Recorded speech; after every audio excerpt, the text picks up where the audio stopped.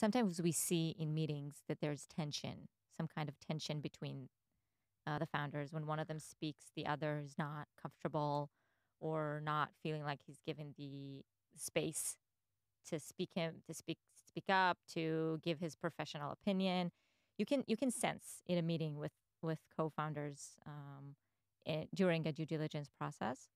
The best, most important tool that you can provide co-founders when they kick off is the ability to talk.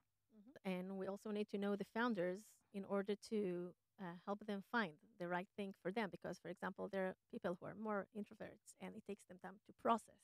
And Hmm. they cannot immediately speak up or share their thoughts or even point what they're really dealing with. So it's like there are really many tools that we can help them in order to embrace into their day-to-day life. We use the analogy of marriage, divorce when we talk about founders, and I think it breaks down when you start looking at stage of company. But once the company passes the Series A and they need to start really scaling in the U.S. internationally, what we find more often is that maybe one founder, hopefully both, will continue to grow as individuals. But if they don't, then it's okay. It's okay to, perhaps identify a different role for one of the co-founders.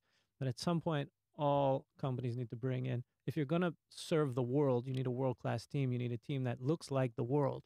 It's never a smooth ride to success. There's always tensions, challenges, and how do you manage that and how do you regulate that? I always like to say, like sports, sports for me is the best analogy.